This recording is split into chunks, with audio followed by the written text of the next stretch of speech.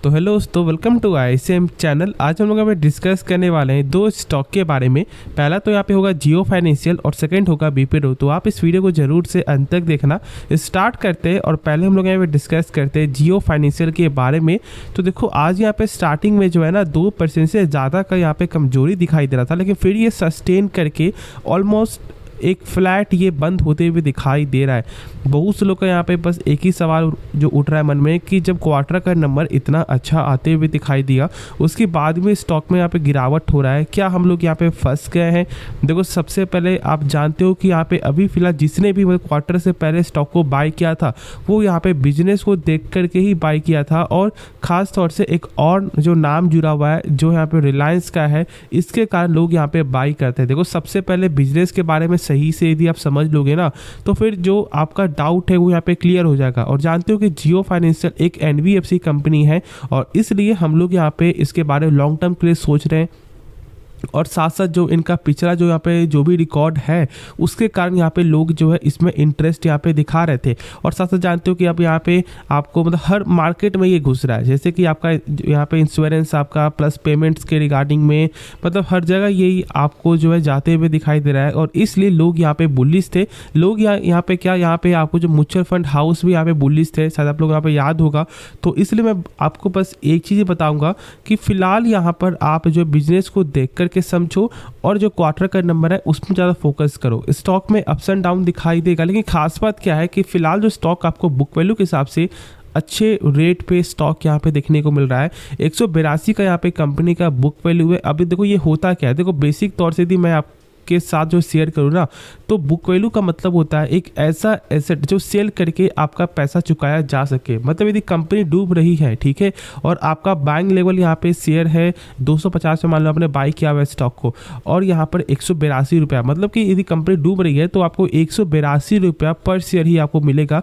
या फिर आपका बाइंग लेवल यहाँ पे 250 हो या फिर 200 हो या फिर कुछ भी हो, ठीक है, मिलेगा यहाँ पे 182 रुपया। हाँ यदि कम होता है तो फिर जितना कम है आपका उतना ही मिलेगा, लेकिन ज़्यादा होने के बाद 182 रुपया ही मिलने वाला है। और यही देख लो कि प्राइस अभी चल रहा है 210 के लमसम और यहाँ पे बुक वैल्यू 182 का है। मतलब एक अच्छे रेट पे फिलहाल ये कंपनी दिखाई दे रही है मेरे हिसाब से, ठीक है। और इस चीज़ को आप लोग सही से समझो, कोई भी न्यूज़ नहीं है और मैं यहाँ पे पहले ही क्लियर कर दूँ, बस यहाँ पे जो भी प्रेशर है वो यहाँ पे कहीं ना कहीं आपको स्टॉक के रिगार्डिंग कुछ प्रेशर दिखाई दे रहा है।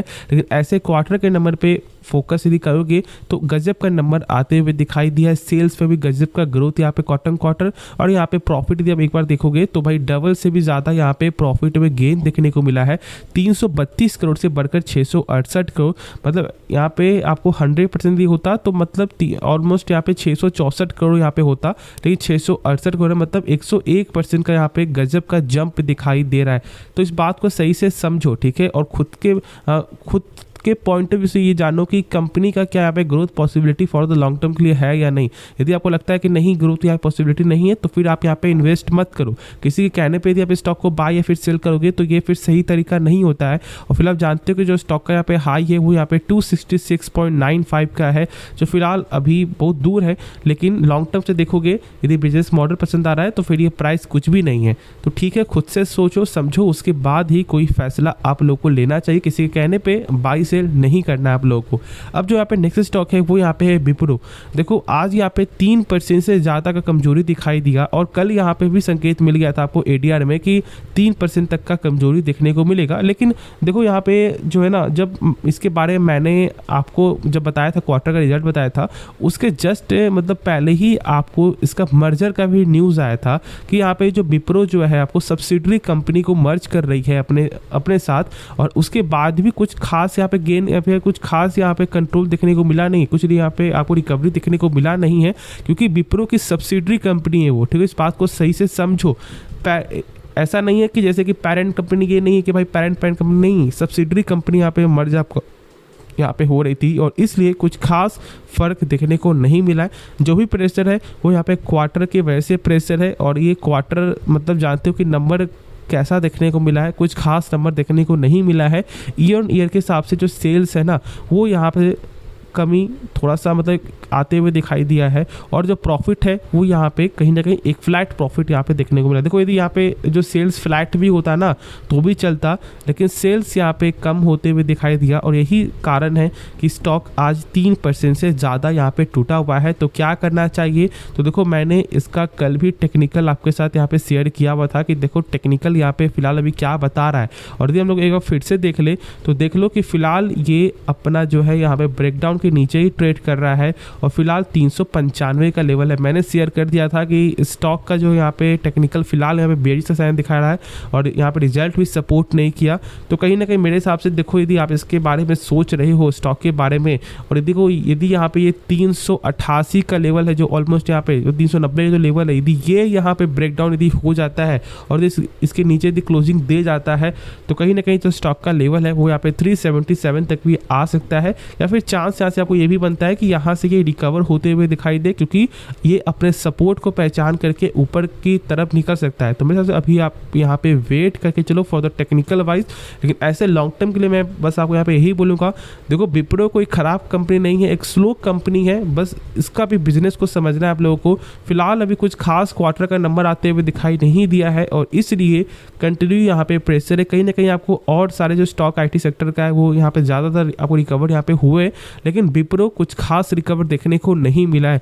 जहाँ पर जो इसका प्राइस आपको 700 प्लस था जहाँ तक मुझे यहाँ पे याद है और फिलहाल अभी ये 400 पे यहाँ पे देखने को मिल रहा है। तो बहुत ज़्यादा ये स्टॉक यहाँ पे करेक्ट हो चुका है और अभी भी कुछ खास यहाँ पे जो है गेन नहीं है। देख सकते हो कि यहाँ पे कैसा 3-4 क्वार्टर से सेल्स पे यहाँ पे जो है एक फ्लैट देखने को मिल रहा है।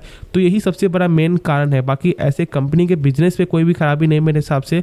फॉर द लॉन्ग टर्म के लिए सोचोगे तो अच्छी कंपनी है और फिलहाल देख लो कि यहाँ पे 73% प्रमोटर स्टेक है और यहाँ पे FIS का जब स्टेक देखोगे तो यहाँ पे गेन होते हुए दिखाई दे रहा है और डोमेस्टिक वाले का भी स्टेक यहाँ पे गेन हो रहा है।